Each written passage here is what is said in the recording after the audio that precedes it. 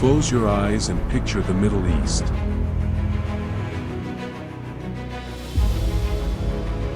Now forget everything you just imagined.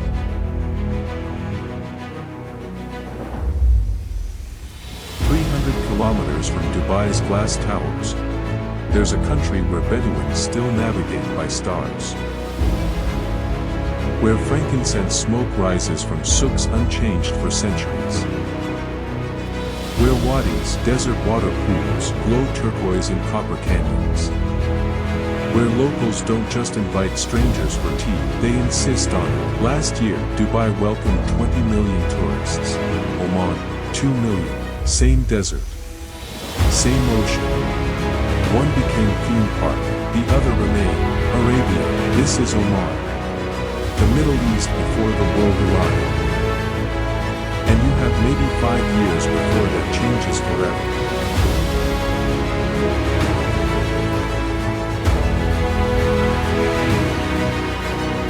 You land in Muscat and immediately feel the difference. The airport is modest. The architecture is traditional.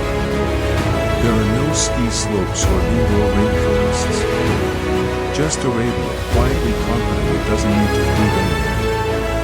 Oman sits on the Arabian Peninsula's southeastern corner. 309,000 square kilometers. 5 million people. It shares borders with UAE, Saudi Arabia, and Yemen.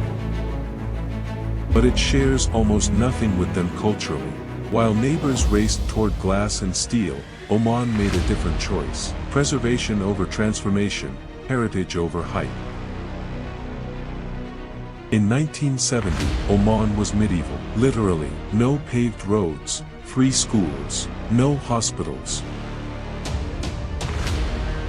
The Sultan banned sunglasses, radios, trousers. Then Sultan Qaboos took power. He built roads, schools, hospitals.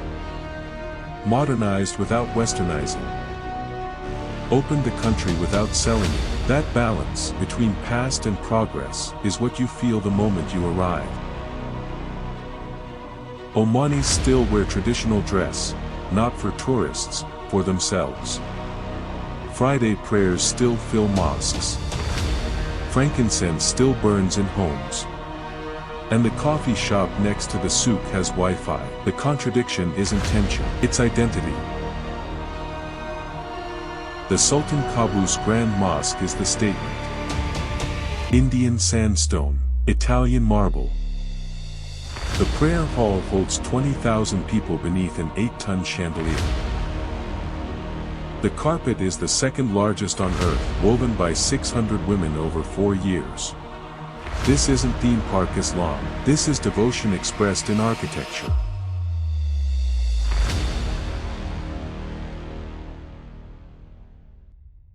And unlike many places, non-Muslims can enter. Guides explain Islam calmly, respectfully. The message, this is who we are, you're welcome to understand. The Mutra souk has operated for 2 centuries. It hasn't changed. Vendors sell frankincense in resin chunks. Silversmiths hammer conjars. Textile merchants fold embroidered shawls. Tourists come, but Omanis come too. The souk doesn't perform authenticity, it simply is. Frankincense isn't souvenir, it's identity. Oman controlled the frankincense trade for 3,000 years. Romans burned it in churches, pharaohs used it in burials. Walk through any Omani neighborhood on a Friday evening and the smoke drifts from every doorway. The past isn't preserved in museums here, it's in the air. Leave Muscat and Arabia reveals its true face. The Wahiba sands, 200 kilometers of rolling dunes, some 100 meters tall, shifting color through the day. The Bedouin, nomadic Arab tribes, have crossed this desert for millennia. Not because it's romantic, because survival demanded movement. Follow water, follow grazing, follow the seasons that make one patch of sand bearable and another deadly. Modern Oman offered them houses, schools, settlement. Some took it, some didn't. And those who remained in the desert didn't do it for tourists. They did it because the desert is home in ways concrete never could be.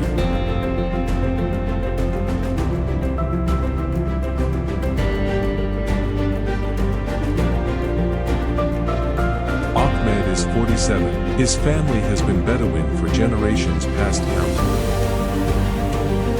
Speaks Arabic. Some English learned from tourists who hire him as desert guide. His camp sits in the Wahiba sands, 3 tents, 6 camels, solar panel for phone charging. We ask why he doesn't move to Muscat where life is easy. He looks at the dunes like we'd ask why he doesn't move to Mars. The city makes you forget who you are. Here, you remember water is valuable, shade is valuable. Your family is everything. The desert takes away everything extra. What remains is true.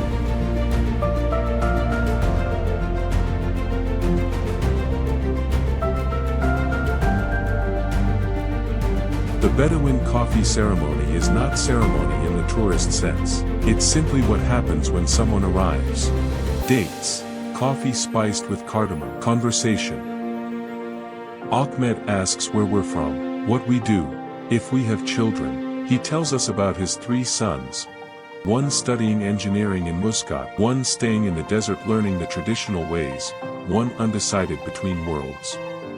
This tension between preservation and progress isn't abstract here. It's every family's dinner conversation. Islam in the desert feels different than Islam in the city. Not holier, just older, stripped to essential. Ahmed spreads his prayer mat on sand his ancestors prayed on, faces Mecca. And for 5 minutes, the eternal happens in the temporary. The desert doesn't care about your faith, but it makes you understand why people find God here.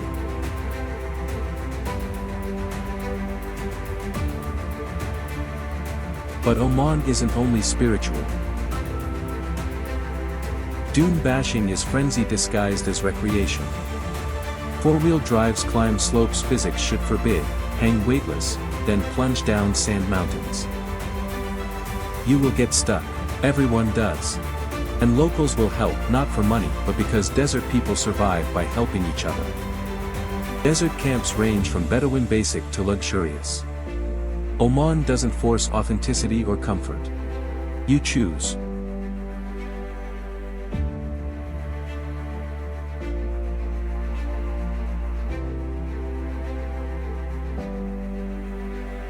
The Hajar Mountains run through Oman like a spine, jagged, ancient, hot. Limestone and ophiolite rock formed when tectonic plates collided and ocean floor got shoved skyward. These aren't dramatic snow-capped Alps. These are mountains that fought for existence over millions of years and won ugly. Jebel Shams, Mountain of the Sun, 3,009 meters. From its rim, you look into Wadi Gul, a canyon dropping 1,000 meters straight down. Americans call the Grand Canyon in Arizona the grandest. Omanis shrug and point down. The comparison doesn't matter, the drop does.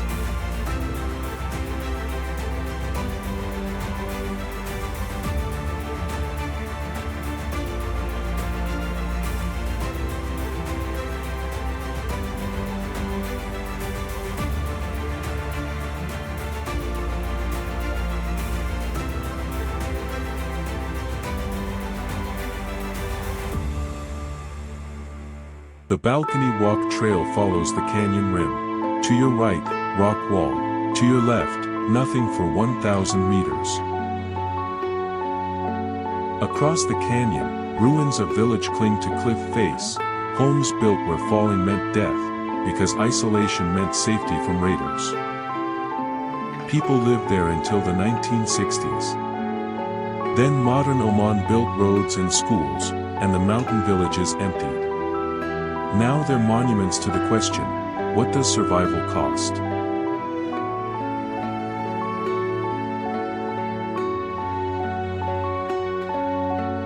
But the mountains hide secrets. Wadis, valleys carved by seasonal floods, hold permanent pools fed by underground springs. Wadi Shab, Wadi Bani Khalid, Wadi Tiwi. Water so clear it looks artificial, turquoise, cool. Surrounded by date palms and pink oleander flowers.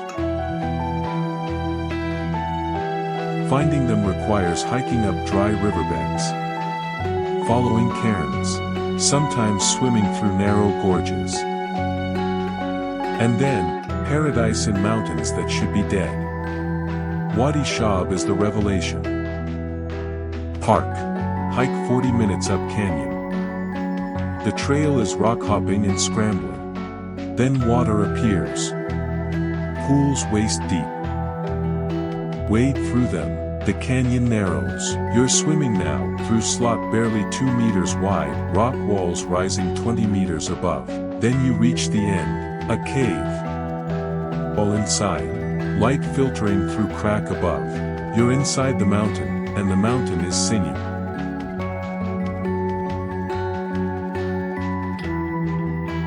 Omanis swim here too.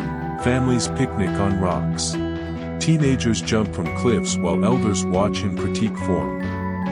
The wadis aren't tourist attractions. They're Oman's public pools. Natural, free, and stunning. Friday, the holy day, wadis fill with families. The hospitality extends to water. The mountain taught them, water shared is water protected. Mountain villages survived because of affluage, ancient irrigation systems channeling mountain water through carved channels to farms and homes. The plural is affluage, singular is phallage. 5 of Oman's affluage are UNESCO World Heritage Sites. Some are 3,000 years old, still functioning, still watering date palms and pomegranate trees. Still proving that desert civilizations survived not through conquest but through engineering water. Villages like Misfat al-Abrin are balancing act. Some families left for Muscat's opportunities, some stayed, tourism discovered them. Now ghost houses offer rooms in traditional houses. Dinner is Omani home cooking. Families host travelers for 40 rials a night, about $100. The money keeps villages alive. The question is whether they're preserving culture or performing it. The answer is probably both, and that's fine.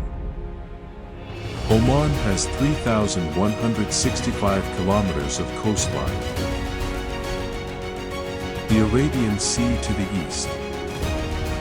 The Gulf of Oman to the north. Different waters, different characters. And between them, beaches that see more turtles than tourists. Ras Al Jins, the easternmost point of Oman. Every night between May and October, green sea turtles, endangered, ancient, instinct-driven, haul themselves onto this beach to nest. They've been doing this for millions of years, long before humans, long before countries. They emerge from ocean, dig nests, lay eggs, cover them, return to water. The entire process takes 2 hours, and you can watch. The Ras Al Jins Turtle Reserve allows night tours. Red flashlights only, white light disorients turtles.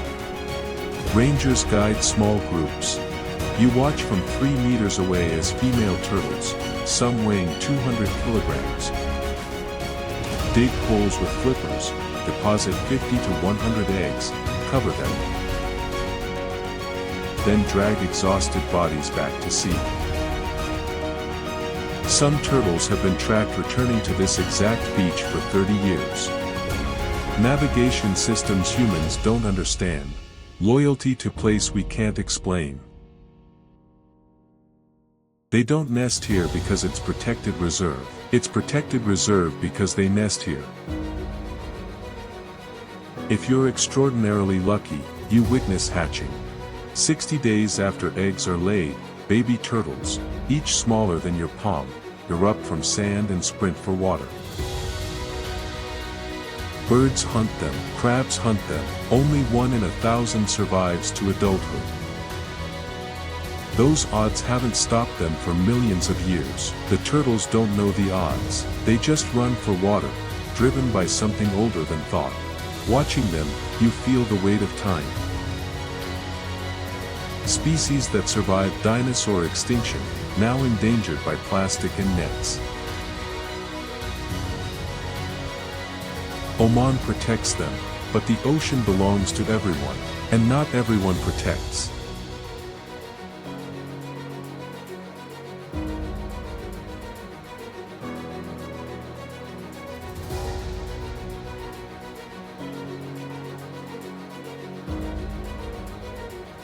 Omani beaches don't have resorts. The government banned beachfront hotel development along most of the coast. Preserving access, preventing privatization. The result? Hundreds of kilometers of coastline where you park, walk down, and claim beach for the day. No entrance fees, no reserved sections. Just sand, water, and the understanding that this belongs to everyone. Which means it must be kept clean for everyone.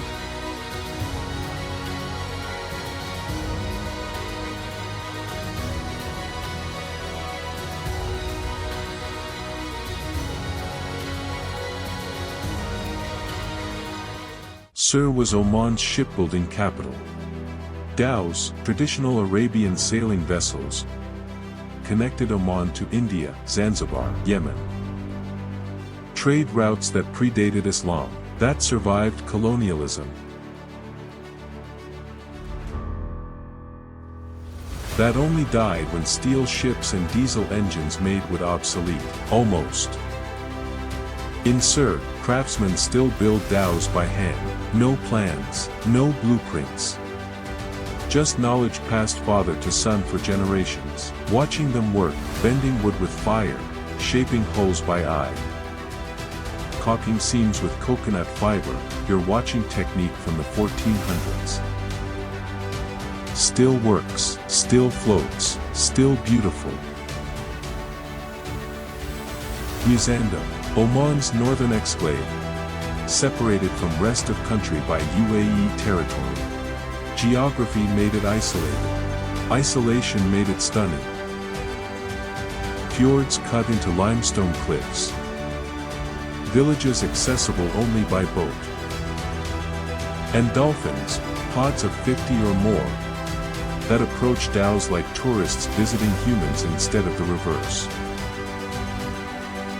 The dhow cruises in Musandam are tourist activity that doesn't feel tourist.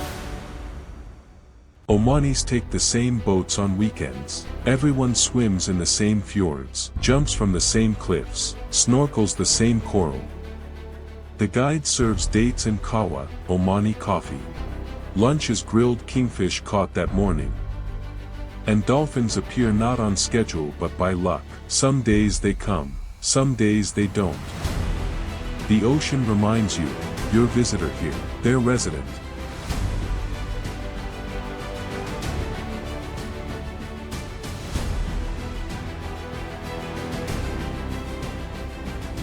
The water is transparent. 20-meter visibility. Coral gardens in purple, orange, yellow. Fish in more patterns than seem necessary.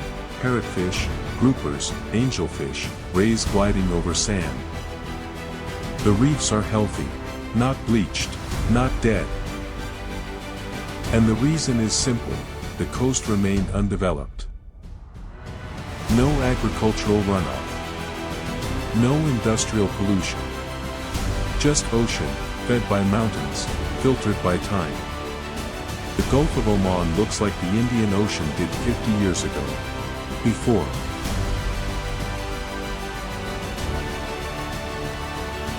you return to Muscat different. Not transformed, just adjusted. The desert recalibrated your understanding of silence. The mountains redefined your relationship with water. The ocean reminded you that nature operates on schedules humans don't control. And now Muscat feels both modern and ancient in ways that no longer contradict.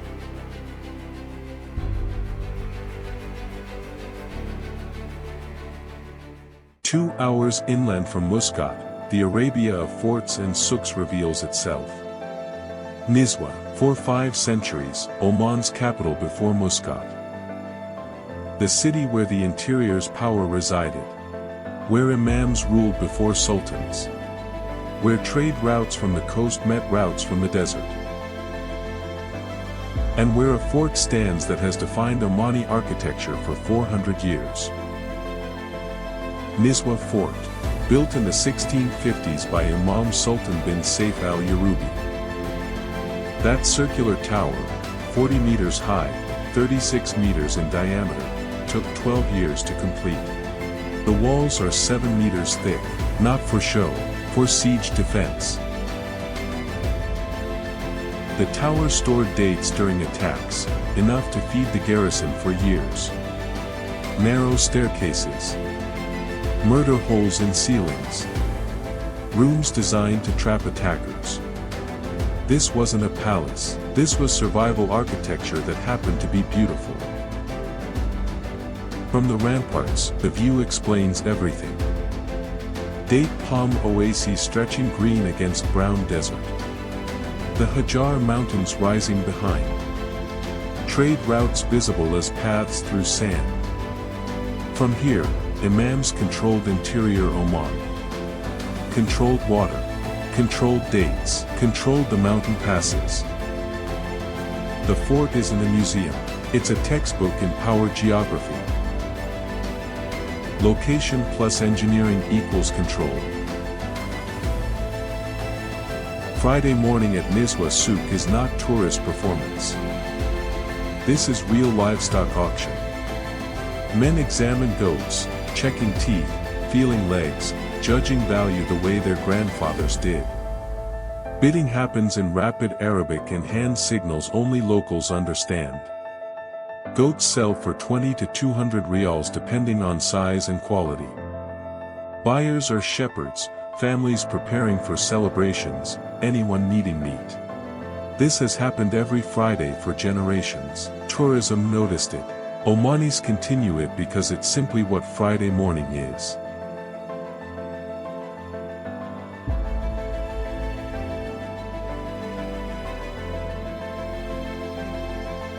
Bahla Fort. 13 kilometers of walls. Built between the 12th and 15th centuries. A UNESCO World Heritage Site. Much of it still in ruins, even after restoration.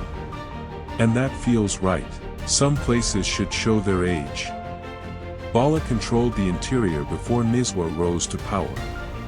This was authorities' first address in Oman. Walking these walls, you're standing where imams ruled, caravans rested, and interior history unfolded.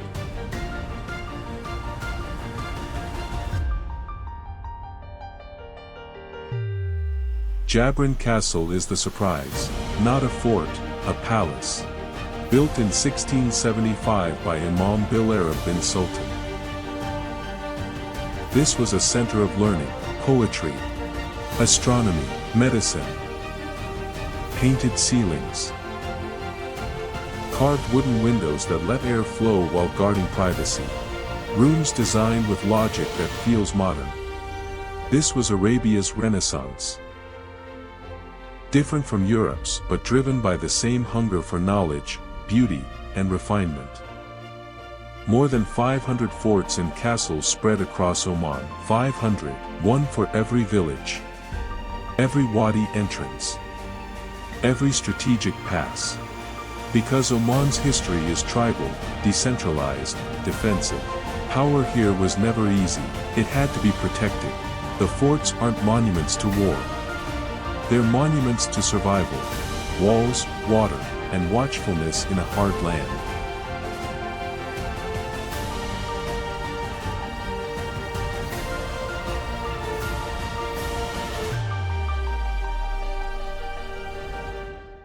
The Royal Opera House Muscat opened in 2011.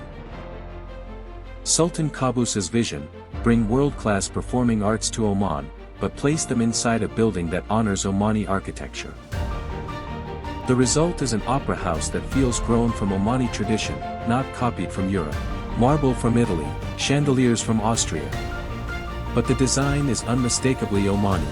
Arches, geometric patterns, proportions that echo the logic of forts.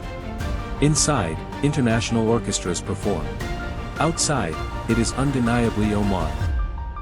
Opera houses are often labeled Western. Oman reminds you otherwise. Islamic civilization shaped music theory, advanced mathematics, refined architecture centuries before modern Europe. This building is not borrowing culture, it is reclaiming a space Islam once occupied naturally.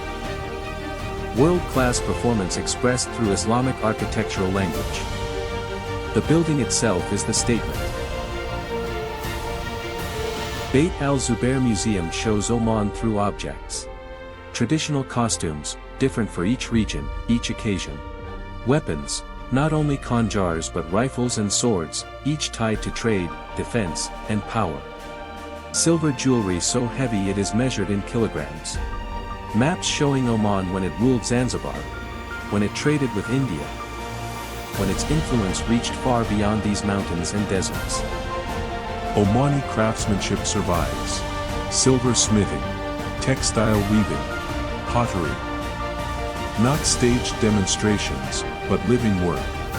Museums and souks support artisans. Young Omanis still apprentice under masters. Not all choose this path, modern life offers others, but enough continue that these crafts remain alive. Oman chooses continuation over display. Omani food is Arabia before fusion. Shuwa, lamb marinated in spices, wrapped in banana leaves, buried in sand, cooked underground for 24 hours. The meat falls apart, tastes like earth and smoke and thyme. Majbouz, spiced rice with chicken or fish, similar to biryani but distinctly Omani. Halwa, sweet gelatinous dessert flavored with rosewater, saffron, cardamom. And kawa, coffee served in tiny cups, flavored with cardamom, accompanied by dates. This isn't cuisine for Instagram. This is food that sustained trade routes and celebrations and daily life for centuries. It tastes of history. Omanis eat communally, large platters, everyone's hand reaching in, taking rice, meat, salad. No individual plates, no separation. The meal is participation. And if you're at the table, your family for that meal. This isn't tourism performance.